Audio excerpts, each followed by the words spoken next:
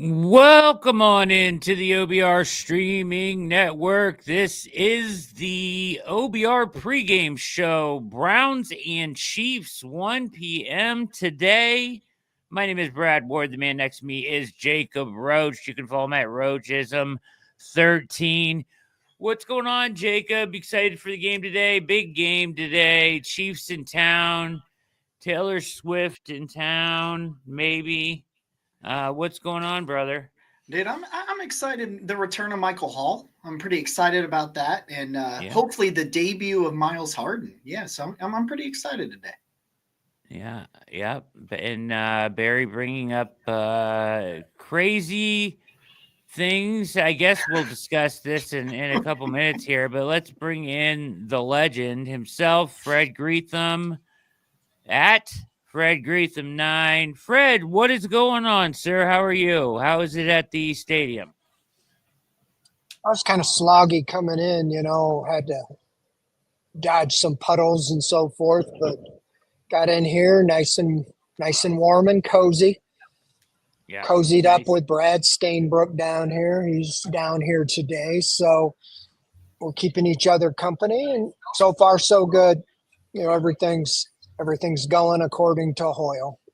Okay, here's my weather report. Is this accurate right now? So 44 degrees, 91% chance of precipitation. Winds at south-southeast, 18 miles per hour. Is it raining right now?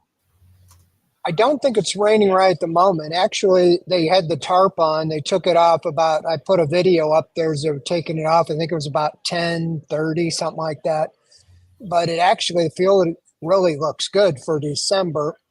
I think it is a light rain, but it doesn't seem to be at the moment. It's not the blizzard that we saw the last time we were down here. Sure. But the game started like this, and then by the end, it was a snow globe. So, no, I think the temperature is going to be higher, but I expect it to be raining, if not steady, off and on. I'm not the weatherman, but as long as I'm high and dry, I'm not too worried about it out there. You are not, but fans will be getting wet. And, wouldn't it be a wonderful day for that dome today? Yep. It's like I'm too old to sit out in the stands anymore, and yes. Like even at the Steelers, everybody was saying how great it was, but it's easy for me to say sitting up in the press box, it's like, I don't know. I mean, I a couple of years ago, truth be told, I missed the first game in my 30-some career against the Saints. I just didn't want to walk across the parking lot from the north parking lot that day. It's only like a 5-minute walk, but I knew it was going to be brutal, and I stayed home that day. So, yeah, I call it a win. We only have one more home game to get through walking across the parking lot. So, no, it's, truth be told, I think fans would enjoy. I don't think people in Detroit would trade a dome for sitting out in 10-degree weather, and I don't think people in Indianapolis or Minnesota or any of these places here in the year 2024, 25, 2028, and so forth. So, no, it should be good today. I mean, I see Riley Patterson's out here kicking. Yes. I knew early on that he was elevated, but I still was wondering if they would have them both active and let Hopkins go until he missed or something. But no, that'll be interesting. And then, of course, with Njoku out, that will be obviously at 13 targets last week. And the interesting thing, he played the whole game. He said that he pulled the hamstring during the game. So, yeah. I'm not surprised with the cold, wet, soggy conditions that he's sitting down today. So that's one big target off the table, as well as Cedric Tillman, is still inactive. Yeah, Tillman out, Njoku, Dustin Hopkins, Deontay Foreman, Chigozie Anusium, and James Houston for the Browns. On the KC side, Clyde Edwards-Helaire, Joshua Uche, CJ Hansen. The big one is DJ Humphreys. So that's their left tackle, I believe, right? Sitting down, correct? Yeah, he was doubtful. Yeah. And, I believe Kingsley Sumatia, or one of them are going to be playing. Maybe it's Wanya Morris. I'm not sure. The Chiefs didn't announce who's starting, but whoever is in there replacing, I think you need to put Miles just over that guy everywhere and not move him around. We've seen this before where he goes up against a rookie or somebody that's given up a lot of sacks or pressures, and Miles doesn't have the game that you think he's going to have. But I think he would really like to have a big game today. So, again, it seems like sometimes when he goes against the guys, the other team uses 2 or 3 guys to help block him and slow him down. But he needs a half a sack to hit 100. So I think he's highly motivated today to get there. There's only 2 home games. I think he'd rather do it at home. So that will be something to watch. Yeah, I was just going to mention the 100 sacks will be the first there or the youngest player to achieve that at 100 sacks if he gets there this year. And as World's Fastest is saying in the chat, he is, still in the running for Defensive Player of the Year.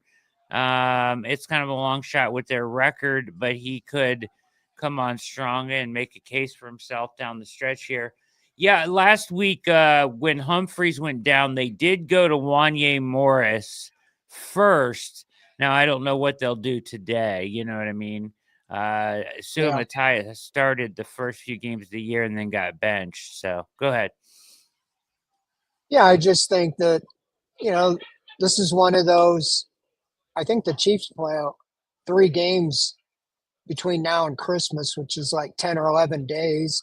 I think they've clinched the playoffs. Obviously, they want to get home field and all that. But this is kind of, for their end of it, I think it's kind of a trap. You look at a 3-win team, you're pretty much cruising.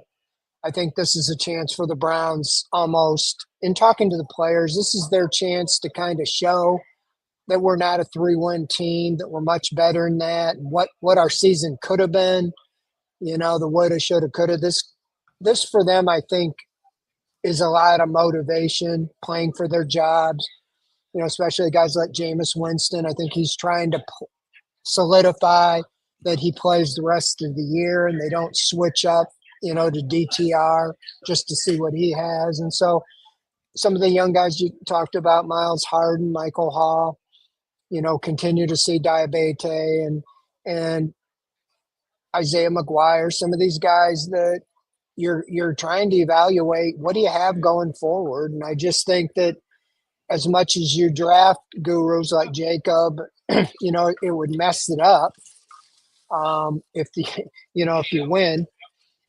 But you really should play to win. I think the team's trying to win the game, and I wouldn't be surprised if I didn't pick them today, but I really felt like this is a game they could win.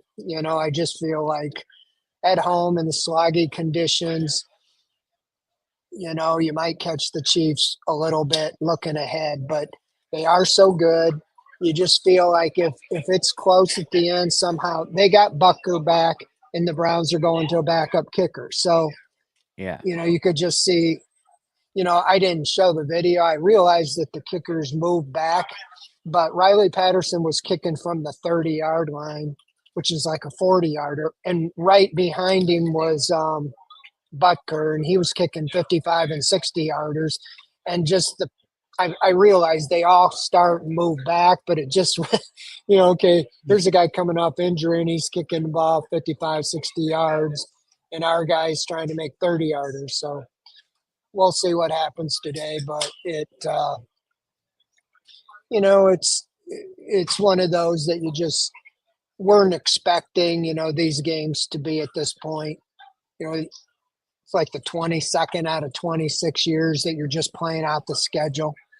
And I think it's frustrating. I'll be surprised to see how many people are in the stands sitting out in the rain today, maybe looking for Taylor Swift.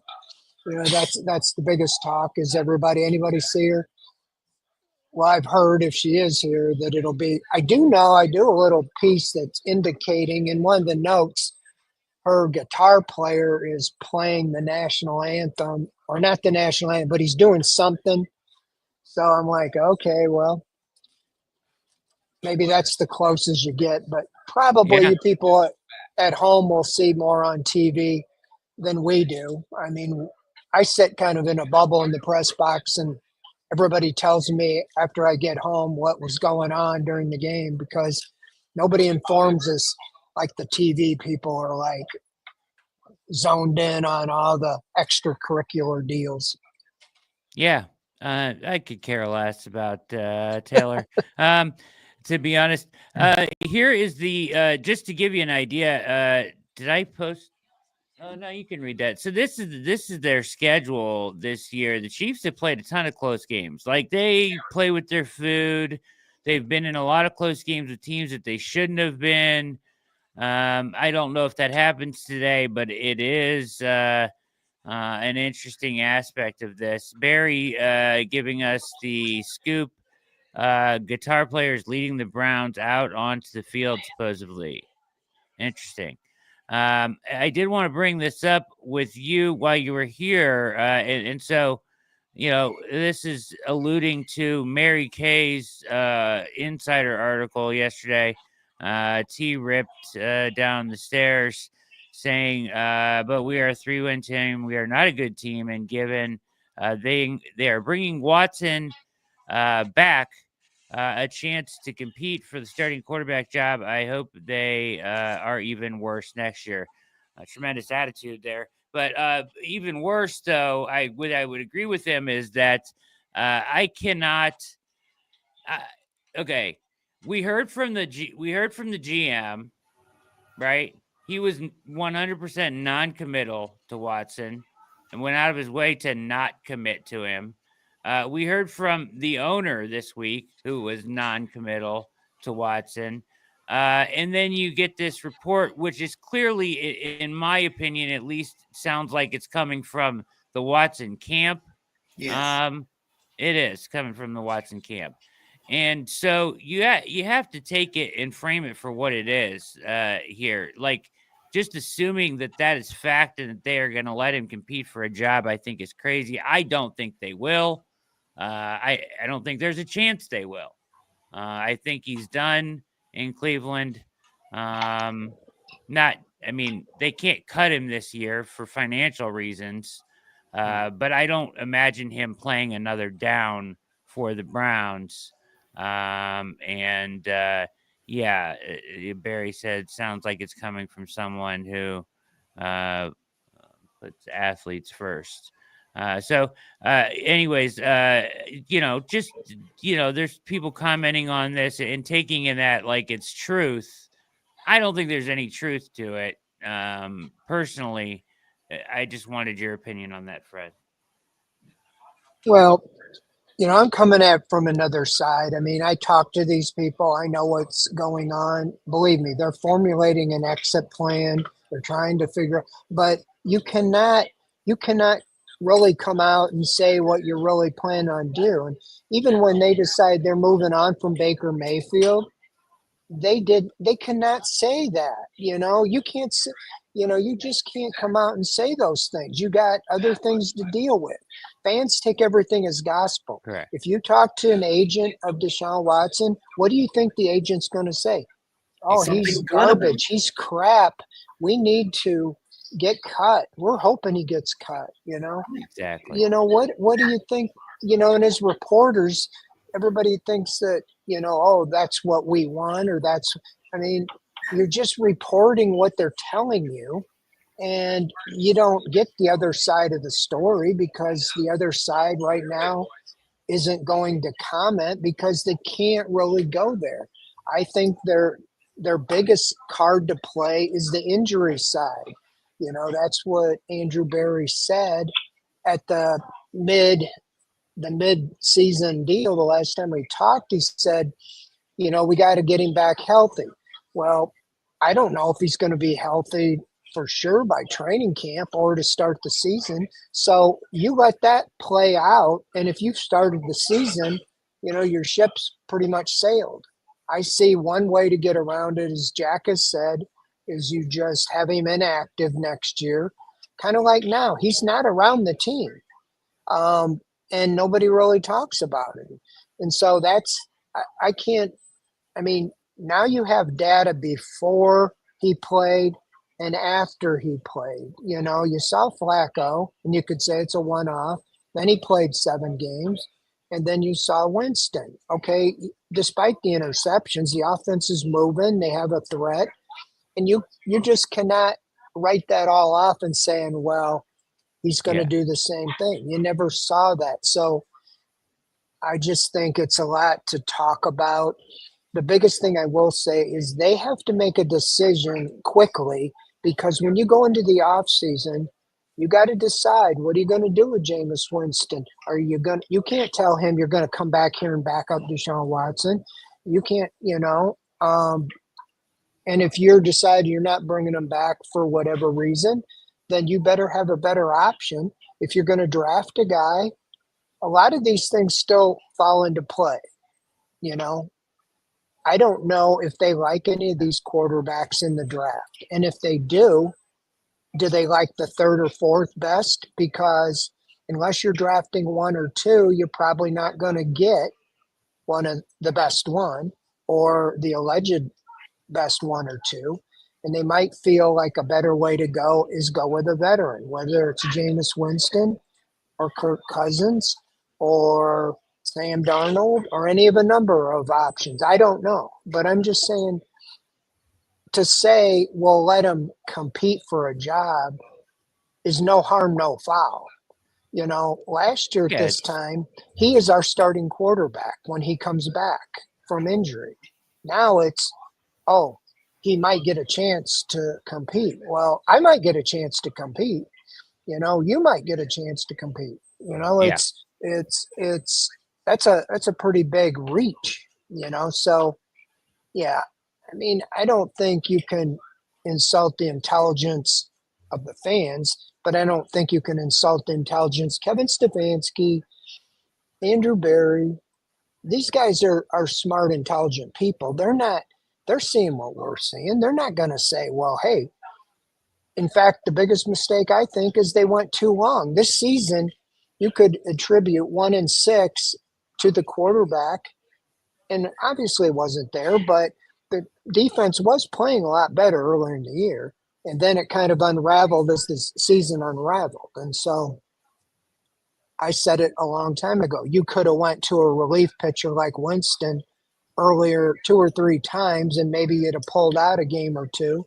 And then you could always say, well, Deshaun's still starting next week, and still keep replacing him when he's not doing well. So I don't know it'll play out, but I do think that we probably won't get a lot of answers when the season's over immediately. They'll have their end of the press and say the right things, and then they'll start making moves, and we'll know what they're doing. But you won't know really until probably because even if you come out and say, we're done with Deshaun Watson, they didn't do that with Baker Mayfield, even though I felt he was out of here, because I asked Andrew Berry after that season, are you willing to make whatever move you need to make, even at quarterback, even if it upsets player on the team? And he said, we do this like an expansion team, and if we can improve every position. And I felt like even with Baker, his last press conference that I was with him after the Steelers game, he said, I'm not playing next week. I'm having surgery.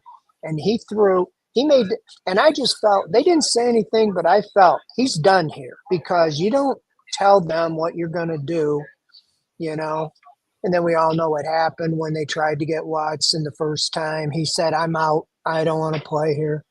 Well, so I just think the way they do this is to try to move around his salary and continue on.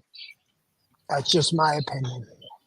Yeah, they're for sure certainly going to move around his salary, and that's 100%. And I just think, like you said, they can't come out and say, "Hey, he's never going to play here again." So they're saying this as the best PR approach, but I don't think they have any intentions of letting him anywhere near the field. Is that how you feel, Jacob? Yeah, I consistently look at this thing that Mary Kay's said the competing thing, but all the other ones, like the James Jones thing that came out yesterday that a lot of people were, or was it? Yeah, it was Jones that came out yesterday. It just talked about him being back, and it's like Jack has talked about it ad nauseum. They can't cut him. You can't cut it right now, not until next off season. So coming back and playing are completely I just said this on Twitter. Him never playing a snap is the most sure football opinion I think I've ever had. I don't think he plays another snap here. I just don't. I said it when he was struggling. I don't know how you walk into a room of 52 other guys and tell them all, you need to go to battle with this dude at lead. You can't. You can't. You can't do it. You can't do it and be taken seriously. Yep. The injury thing is just the easy way out to me because, I don't know. I'm not saying that the medical people lie, but you saw how long it was with Nick Chubb. I thought he was right. Jedrick Wills was never right, and he didn't have as serious an injury as we thought. So even if you get into the season, you've already made decisions. You can't go into the off season assuming he's going to even ever be the same. He hasn't made it through. Well, even if he's the same, it's not good enough. The same is not good enough. The same was god awful. So go ahead.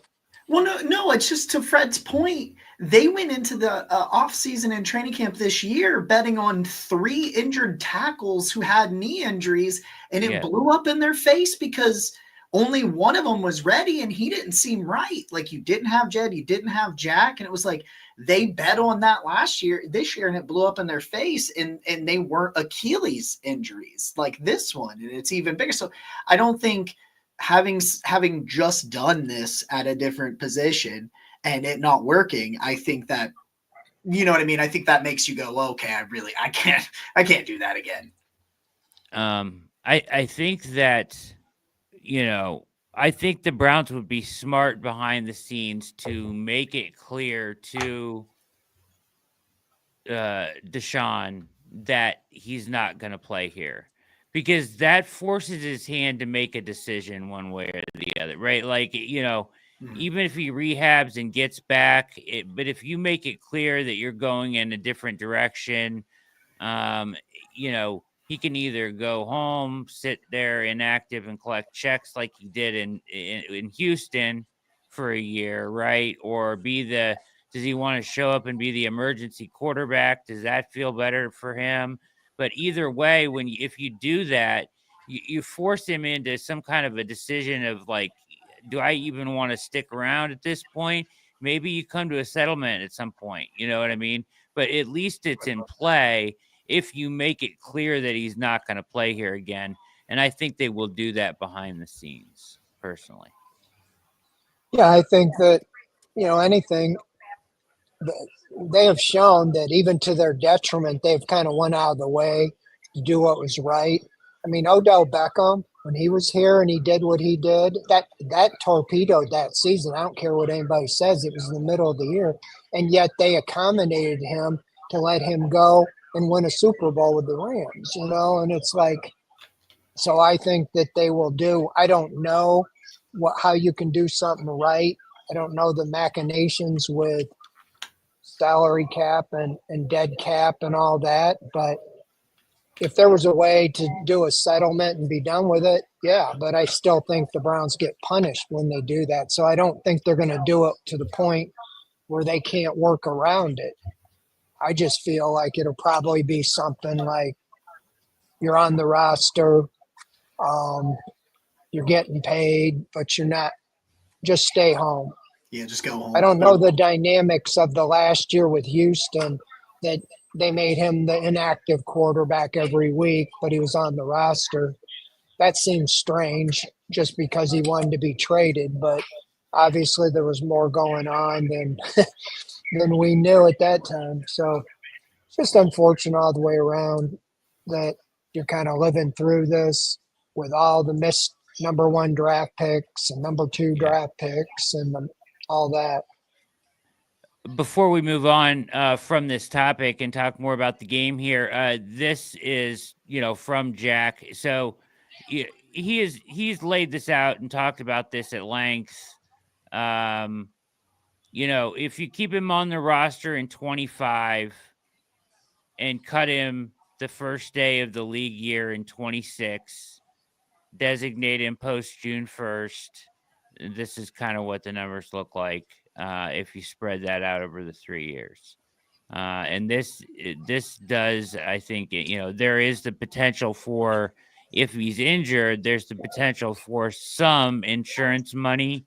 And here's how that breaks down, according to Jack. But just if you guys wanted to see those figures. So, but that is, according to Jack, who I would trust in this implicitly, this is how this will break down in the end. So just wanted to throw that out there before we moved on. All right. That's the best in the business. So if you've ever got a question about the money with Watson or anything, you ask Jack Duffin. Just do it. Yeah. And to the world's fastest point, some of the hits look bad, but by pushing it out a couple of years, the cap's going to go up every year. You're just trying to keep the percentage of the cap is the key number, not the actual figure, which looks bulky at times, but the percentage of the cap is the key number there. All right, you're watching the OBR pregame show, Browns and Chiefs at Huntington Bank Field, the penultimate home game for the Browns this year. All right, the no Njoku hamstring. Miles looking at 100 sacks. Jerry Jeudy 56 yards from 1,000 yards today. Looking for that one today is one I'm watching. This is the question I have for you guys.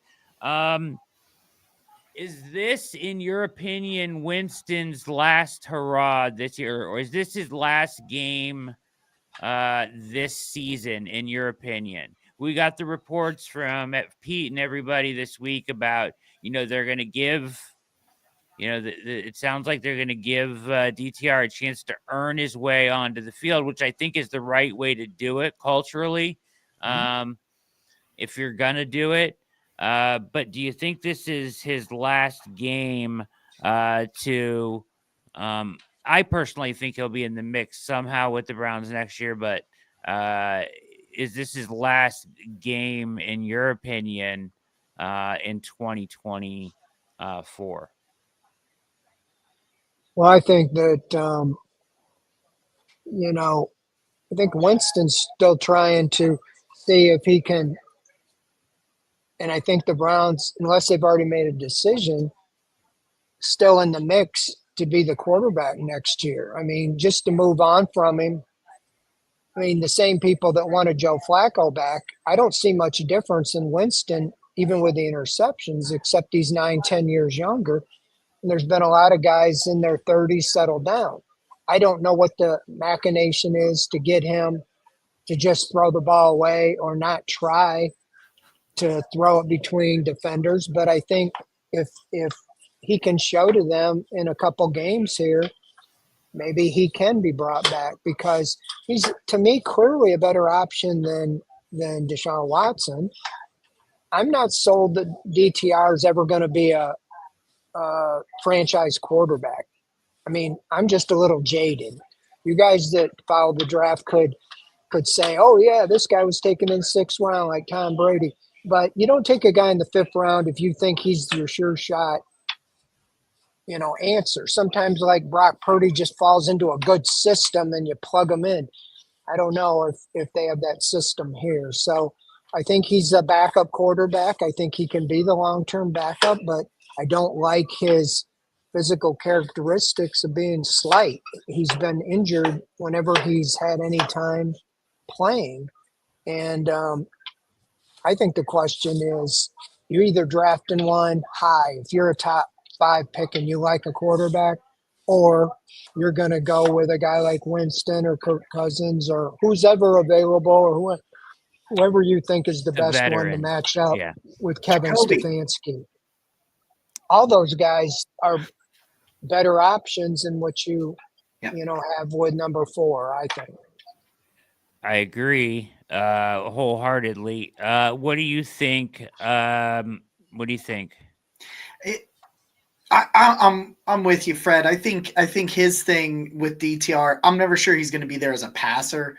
I think he can be a really fun gadgety like player. You know, the Steelers have kind of done it some since Russ took over with Justin Fields, putting him in there for some of those like red zone, 4th down, quarterback run, draw plays, read options, things like that.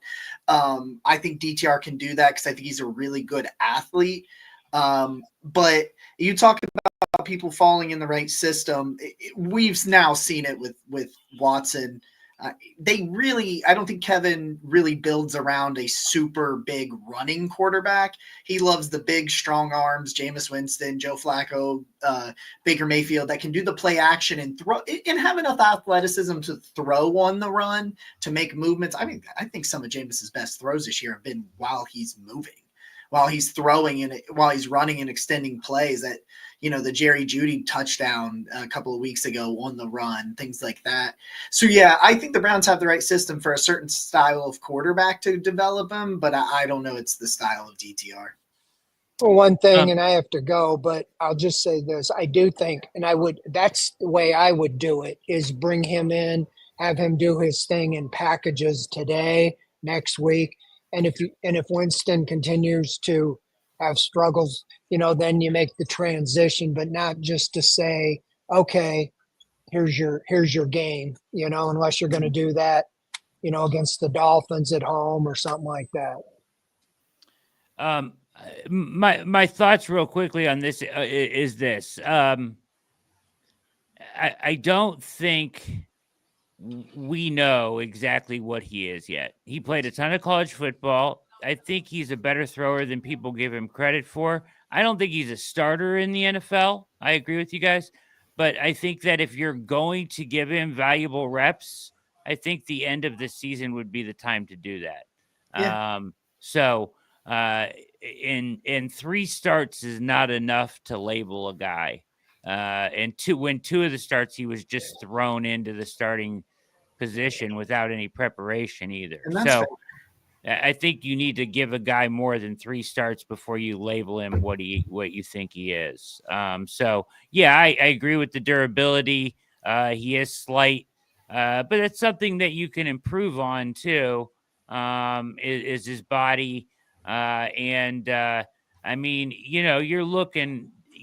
Pete has made this point. You're looking at guys like Shador Sanders and stuff like that in the draft.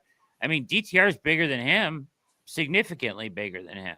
So, and I'm not comparing the two in talent wise, but I think in 3 games at the end of the season, if he earns a chance to get on the field, I think it would be valuable to at least give him the reps and take a look at him, where he gets a full week of taking reps with the ones. You put a game plan in that matches him instead of just throwing him in there like they have in the past.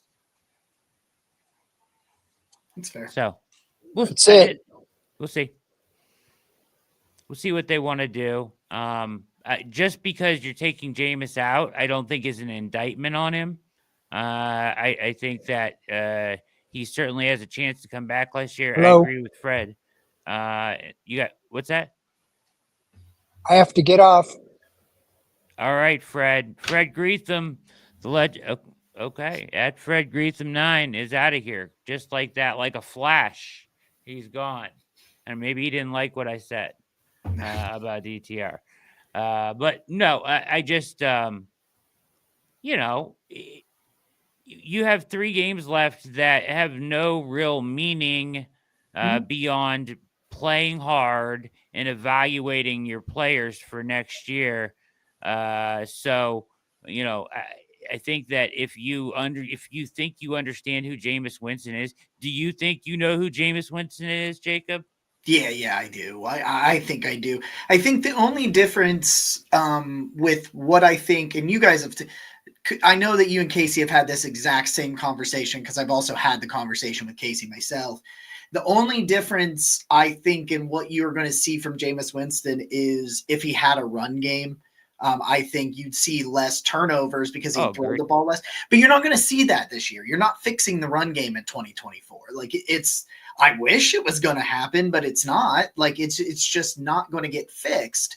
So in terms of like what I can see from Jameis this year, yeah, I feel fairly confident that I know who he is. And your point is good because I don't know if DTR ever gets there as a passer, but him going out there playing and trying to show what he is as a passer is the only way we'll find out for sure.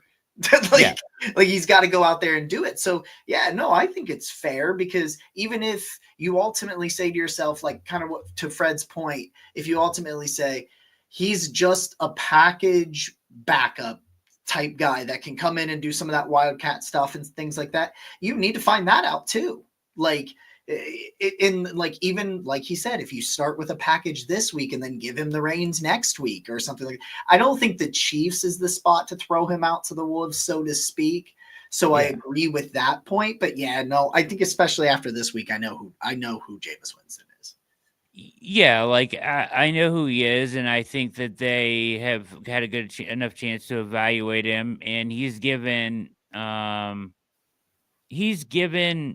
the Browns a very good opportunity to evaluate their wide receivers and some other players on this team, which is key.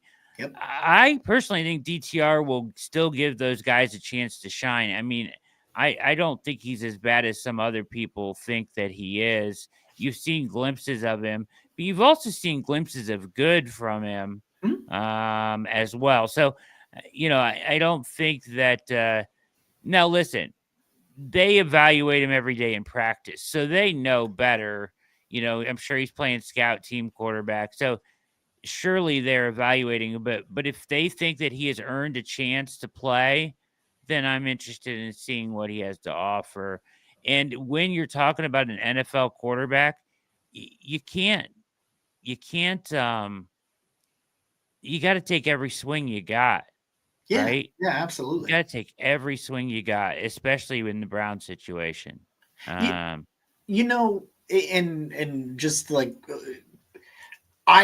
somebody I was talking to today, talking a little bit about the draft, they're like, draft 2 quarterbacks. Like and the point was just to echo what you just said. Take every chance you can on finding a guy. You've got to take every swing. If you miss, you miss. But I would rather you take 5 swings and miss all of them than take 1 swing and miss it, because you at least gave yourself options. And so, yeah, no, I think that's fair. Jason saying you got to stop giving DTR a pass on everything. I don't think we're necessarily giving him a pass on everything. I think his play is what it is, but certainly his first start in the NFL was a little unfair to evaluate him when he was thrown in against the Ravens without any preparation, as they thought Watson was going to start that week. He's only had 3 starts, guys. I mean, come on. All right. Well, I'll tell you something that'll get you more than 3 starts. More than anything is Core Home Fitness, baby. It'll get you as many starts as you want if you get to corehomefitness.com. Go there today. It makes an incredible gift this time of year, and it allows you to achieve all of your 2025 goals to improve yourself, which we should all be trying to do anyways. Getting this nice home gym, their award-winning dumbbells, top-rated adjustable dumbbells by New York Times and Men's Health. They're also rated the best by Consumer Reports. They have videos, products like the Glute Drive Plus, the Fight Master. You can crush your goals in 2025.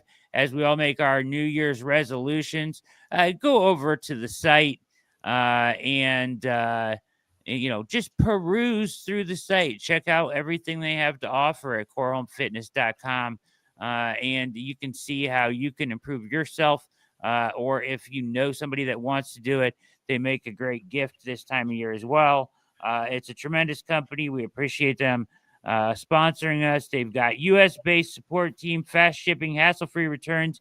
You name it, they know what they're doing. Again, corehomefitness.com for the ultimate in-home fitness equipment. Stepped up to sponsor the OBR, and we thank them tremendously. Chef saying agreed, Brad, and DTR did beat the Steelers. Yes, he did on a awesome last drive. He did not play well that game. I'm not saying he did, but the final drive was clutch. It was gutsy. And you're right. In MC, if he's a backup, he's a backup. But let's find out what he is for sure. You got to do that. I mean, like you said, when you look at these meaningless games, so to speak, at the end of the year, they've always got some meaning. It's just different types of meaning. I mean, I said it to start the show. I'm really excited to try to watch more Michael Hall and finally see Miles Harden. And if you are confident you know who Jameis is, and I am, then why not? Like, even if it's just the last two games, just like find some way to know going into the offseason, okay, this is what I have on the roster right now. These are the holes. Is backup quarterback an issue, or do I think I'm good there? Like, I think that's fair.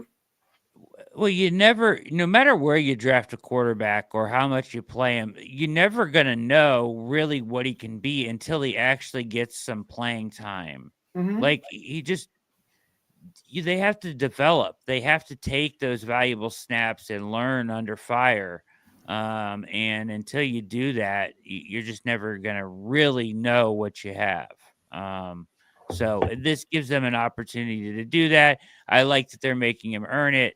I think that's the right way to do it.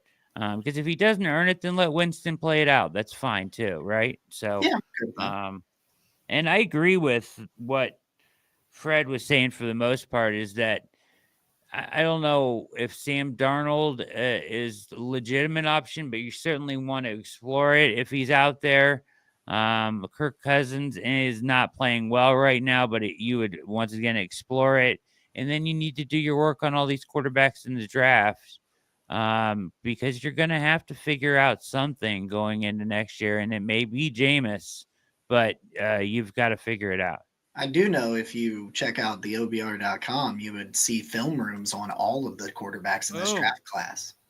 Jacob Roach done it all. Go to youtube.com/Orange and Brown Report to check that out. And film rooms over at the OBR.com. I would say, the situation that they're in, as far as the quarterback goes, is intriguing. But job number one this offseason, Jacob, as you already mentioned, make that position easier no matter who plays it. Yep. And right now, you're not doing that because you have zero run game. Zero. So you have to develop a run game. And the good news is that from the running back standpoint, and even I think the interior offensive line class this year is pretty good, but the tackle class is kind of a weird tackle class. But like, boy, there's some running backs in this year's class that are absolutely really and good. I think Nick Chubb, another offseason recovery, pair him with a dynamic back from the draft or wherever you want to get him. The model should be to kind of look at Detroit and say, like, look what they've done. They have weapons surrounding their quarterback, and they've made that job plausible for a guy like Goff. Yeah. So he looks great. You got to try to do that as best as you can. All right, let's guys. Other guys to watch today. Obviously, we mentioned Tillman. You mentioned Mike Hall. I want to watch Mike Hall. I'm excited that he's back. I'm excited to watch Cam Mitchell and Miles Harden. I don't know if Harden will get on the field. as I don't know how much. I maybe play some special teams, but Cam Mitchell is in kind of a big spot today, at least playing out the string here. How do you want to handle Newsome? His contract is going to 13 million next year. How is Mitchell good enough to replace him? I think these are all big questions you got to find out, and I'm glad that he's getting a couple starts down the stretch.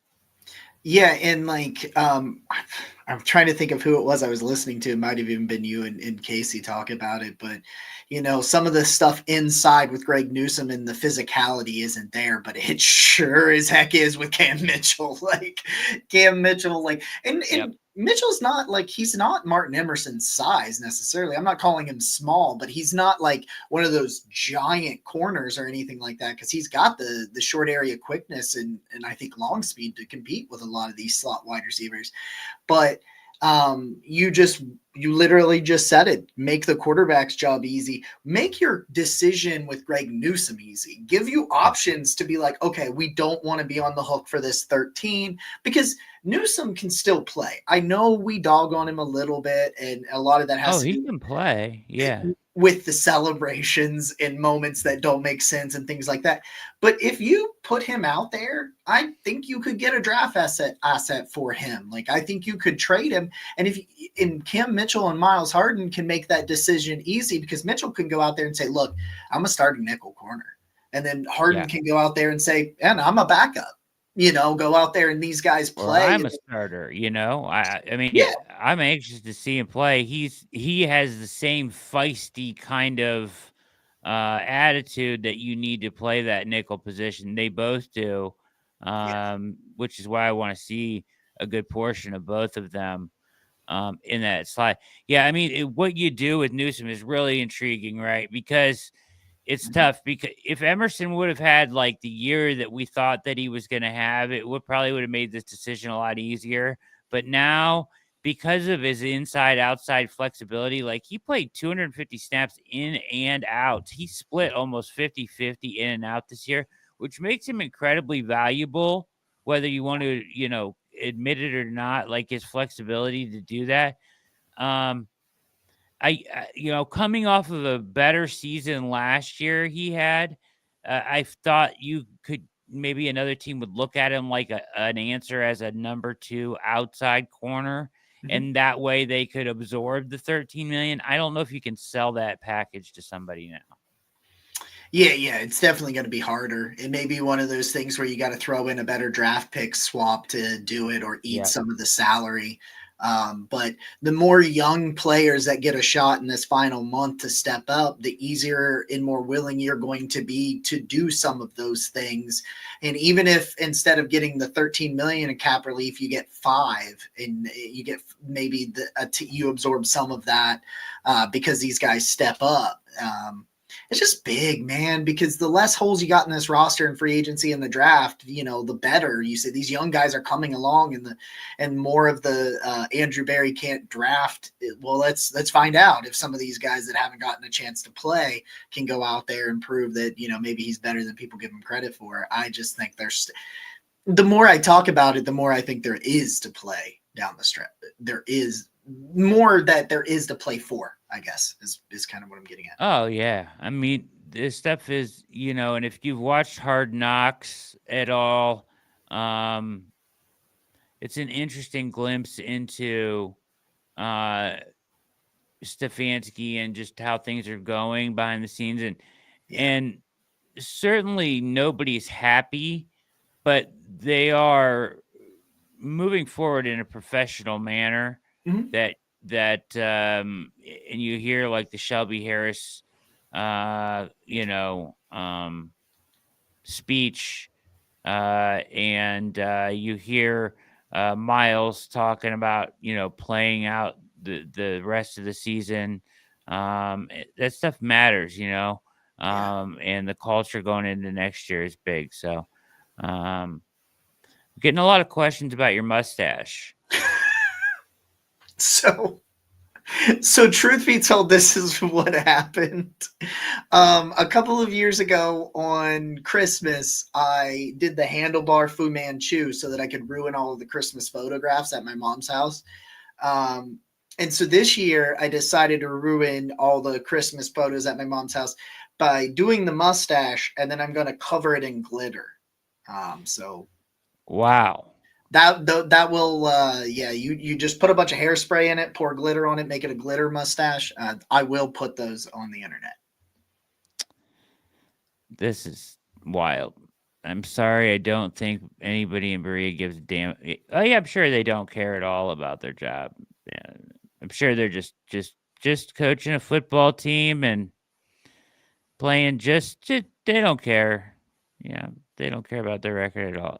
Of course, they're disappointed. Of course, they want to win. They just won 11 games last year. You guys forget so soon that they won 11 games a year ago. I mean, I think not being That's over emotional and overreactionary to one isolated season is different than not caring. Like I think it's all more about the overall I think it's more about the overall culture and what you're building. It's like, look, things have not gone the way you wanted them to, but that doesn't mean you can't salvage something. Yeah, I don't know why she's not here. yeah.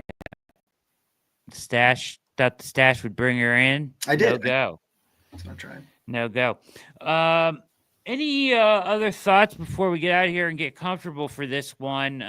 Here is your line today. Were you surprised at this line? Yeah, it was 4.5 earlier in the week, but Got bet down. Yeah. And then it went down to 4, especially with some of the players that were ruled out, because I thought Cedric Tillman was going to play, but it felt like it was trending towards Njoku not playing. So even with like one of your biggest weapons who's getting 15 to 20 targets a week was out and the number's only 4, I think it's kind of telling to what you talked about, the Chiefs playing with their food. I picked the Browns to win on our roundtable. It felt like a trap game to me. You did. I think they're going to get pressure on Mahomes. I think they can force some turnovers, and as long as Jameis doesn't throw 2 touchdowns for the other team, I think you can get it. They play hard, man. Like, who was it? It was Aikman, right? It was Aikman and Buck on the Monday night, and he's like, they don't play like a 3-win team. He's like, they've had some things that just haven't gone their way, injuries and quarterback play. And he called him what, the albatross or something, like they called Deshaun Watson albatross or something of that nature. It's because of the culture. It's because of the coaching staff that they still believe they can go out there and win, and they want to. Yeah. And just the fact that they're playing hard through the stretch and trying to compete is a good thing. And it's a hard thing to do in this league is keep everyone engaged. So, all right, 41.5 over under. I wonder if this has changed since I put this out because of the weather at all. I don't know, but there it is. And you picked the Chiefs to win, or you picked the Browns to win. I did, yeah. Yeah, you and Casey both. Good stuff from you guys. So, hey, Barry. It's still 41.5, the number. Don't lie, Barry. We know you've got all her albums. Stop it. No need to lie. Just kidding. All right. So I picked. I think that they will. I mean, the blueprint for Kansas City to win is the same every week. It's a close game. It comes down to the end, and Mahomes makes a miraculous play, or they pull off some amazing feat to win. So it's interesting. Yeah. Good point, Rissa. So. Absolutely. Let's get out of here. Let's go enjoy the game. Thank you for tuning in to the OBR pregame show. We will be back at 7 p.m. tonight for the postgame show. Make sure you don't miss that. We'll rehash everything that we learned today in the game. go over notes, everything else. I'll be here. See you all over at the forums, for the game at the OBR.com, where you should be 24/7 to get your Browns coverage, the best Browns community going right now. The Orange and Brown Report, the OBR.com. Make sure you are over there and engaged. Thank you guys for watching. Hit like and subscribe on your way out. For the wonderful Jacob Roach at Roachism13, my name is Brad Ward. Have a wonderful day and go Browns. Browns.